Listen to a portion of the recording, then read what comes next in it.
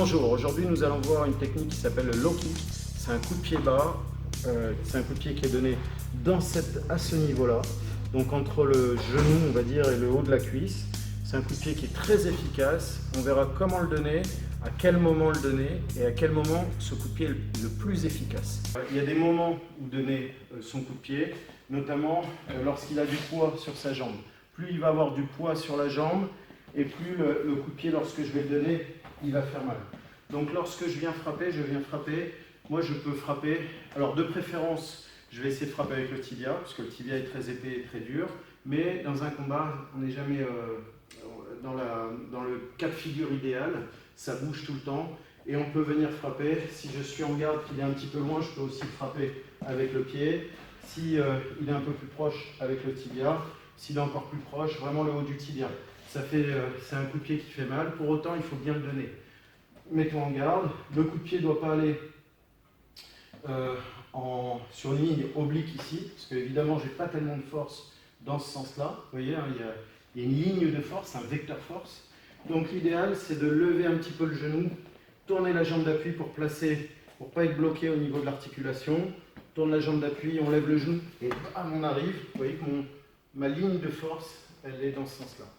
Le low kick peut être donné sur la cuisse extérieure ou sur la cuisse intérieure, sur l'intérieur de sa cuisse. D'accord? Alors, comme je l'ai expliqué, c'est le moment où on est le plus fort, où on fait le plus mal, c'est quand il a du poids. Plus il va avoir du poids sur sa cuisse, plus ça va lui faire mal. Donc, quand est-ce qu'on peut mettre ce low kick? Il y a des moments qui sont spécialement intéressants. On sait qu'il ne va pas lever la jambe.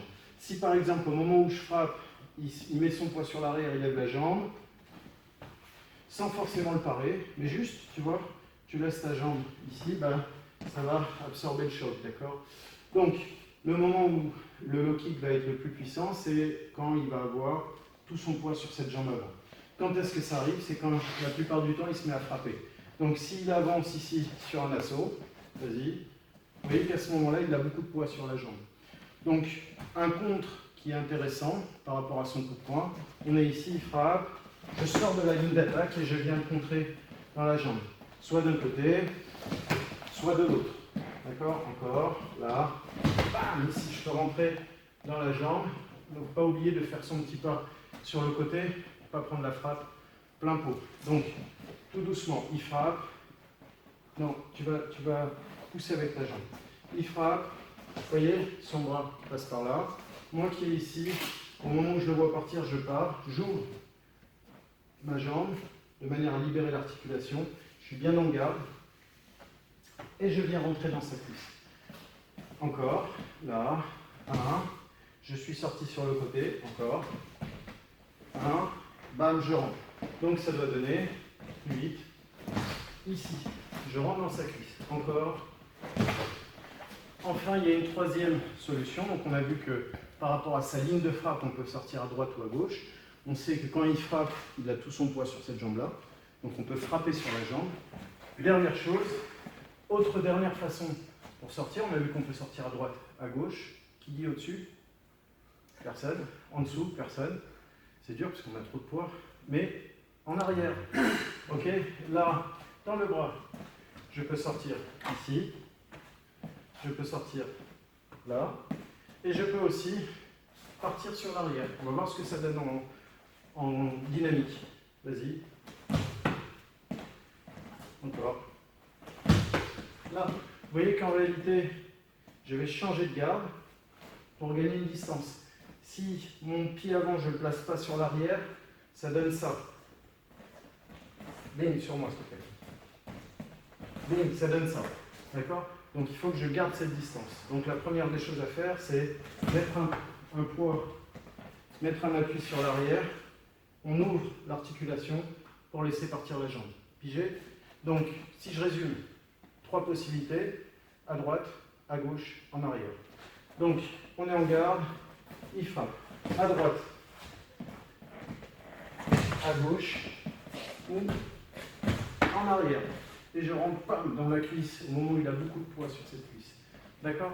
Bon. Alors une précision importante par rapport à cette technique, très importante même, si celui qui attaque ne bouge pas, c'est moi qui attaque, on est à cette distance-là, il fait ça, vous n'avez pas le temps de bouger les jambes. Là, s'il frappe vite, vous n'avez pas le temps de bouger les jambes. Donc, pour réussir cette technique, vous êtes obligé d'être à distance d'assaut. C'est-à-dire, on est à distance d'observation, on n'est pas à distance d'échange de coups. Puis, il y en a un des deux qui va décider de rentrer. Donc, là, ça peut fonctionner. Pourquoi? Parce que la distance fait que quand il rentre, j'ai cette possibilité, pour autant que je sois bien synchro, de me déplacer. Si vous démarrez ici, bouge pas, et qu'il fait ici, il n'y a pas possibilité de se désaxer avec les jambes. À la limite, à cette distance, frappe, il peut faire ça ou ça. Mais la technique est différente. D'accord? On est à distance d'assaut, c'est important la distance. Il frappe, bam, je rentre dans sa cuisse. La garde est importante aussi. Il n'y a pas que le coup de pied. Mets-toi là. Regardez bien. Ici, je vais mal le faire exprès. Il frappe, ma garde est basse. Bing! Vous voyez ce qui se passe? Ouais, je peux t'arrêter là. Là, il a frappé, il voit ma tête. Là, il va faire ça peut-être. D'accord? Bon, c'est peut-être pas un coup qui va faire très mal s'il a commencé sur un direct, mais quand même, on refait. Là, vous voyez, je dois être au minimum ici, ou bien là, on contrôle. Encore, là, bam, ici. Ou bien, là, on a le même problème. Allez, vas-y, lâche-toi. Bing, vous comprenez, hein? Encore. On refait. Là, ici. D'accord? Bien en contrôle. Je protège mon visage. Toujours. Faites ce petit exercice. Mettons en garde. Je suis de face. Il frappe. J'ouvre et je sors. Au début, juste ça. J'ouvre du côté où je pars et je sors. J'ouvre le pied. Vous voyez mon pied? J'ouvre l'articulation. Encore. J'ouvre et je sors. Bien sûr, c'est pas ça qu'on fera en combat. C'est un éducatif, hein, évidemment. Mais ensuite, on comprend bien, là, ici, cet exercice-là, ou là, d'accord?